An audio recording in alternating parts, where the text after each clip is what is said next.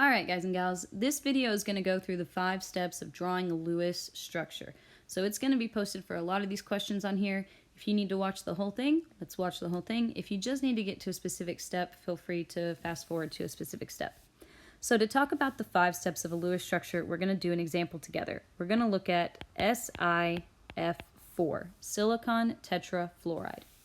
So the first step in drawing a Lewis structure is to determine which of these elements is going to be your central atom. Now the central atom obviously goes in the center of the Lewis structure, and it is the atom that everything else is bonded to. Because it has to bond to so many of these other different things, the central atom is always going to be the least electronegative. And if we think about what electronegativity means, this makes sense. Remember, the more electronegative you are, the stronger of an element you are, right? The better you are at attracting electrons in a bond. Well, if you're really good at attracting electrons, you're not really good at sharing those electrons. If you're going to be the central atom, the atom that everything else is bonded to, you need to be good at sharing those electrons. So we don't want the strongest element, we want the least electronegative element to be central. In this case, that's going to be silicon, because fluorine is the most electronegative element that there is. So there are 2 exceptions to this rule that we should know. First of all, hydrogen can never be central. That's because hydrogen can only make 1 bond. It is stable with 2 valence electrons. If it can only make 1 bond, it's not going to be able to bond to everything in that compound. And so therefore, hydrogen can never be central. Second of all, carbon. We say carbon is queen, just because it rhymes and they start with the same sound. Carbon will always be central if it is involved in the compound. Okay? So that's step 1. Step 2 is how we figure out how these things are bonded. We need to determine our number of valence electrons. Now, these valence electrons are going to be like a bank account budget. Okay? We can't use any more than the valence electrons we have, and we can't use any less. All valence electrons must be accounted for in this compound. It's because valence electrons are the electrons involved in bonding, right? So we need to know how many electrons are involved in this compound, how many electrons are involved in bonding here. Well, if we take a look, silicon is in the 14th family, so silicon has 4 valence electrons. Fluorine is in the 17th family, so it has 7 valence electrons, but there are 4 of them. So each fluorine is bringing 7 valence electrons. So that's 28 plus 4. That's going to give us 32 electrons that we need to keep track of while we're drawing this Lewis structure. After we've determined how many valence electrons are involved in this compound, we can move on to step 3, which is to draw one single bond between the central atom and each outer element. We already know that this compound exists. We have the formula. So we need to draw one bond between the central atom and each outer element because we know that these things are bonded together. We already know that at least this part of it exists. Now don't forget to keep track of your electrons.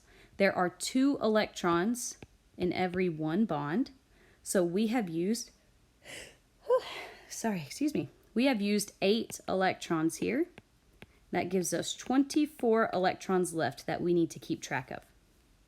That leads us to step 4. Step 4 says those outer elements, you know, the ones that are really strong, that are more electronegative, there's no way that they're going to bond unless they meet the octet rule. So we're going to use the rest of the electrons that we have to fill the outer elements' octets. Now here's where we need to make sure we understand that these are covalent bonds.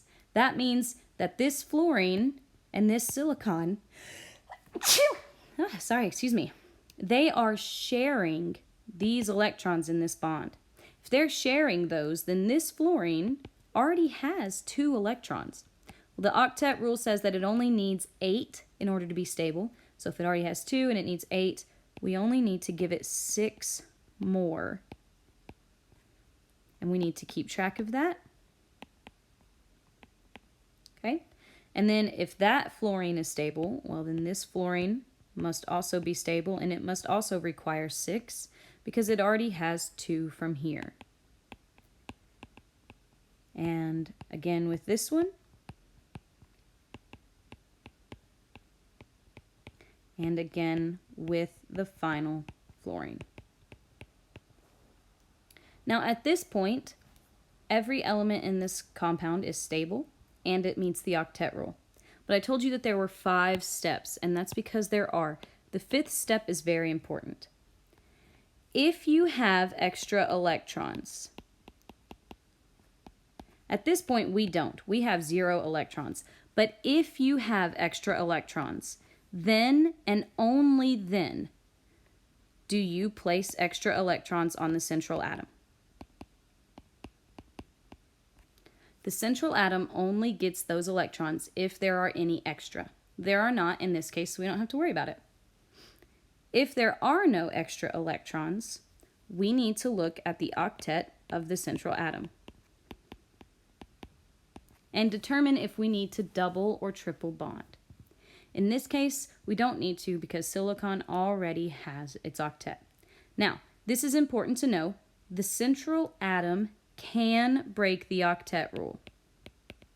It does not have to have an octet.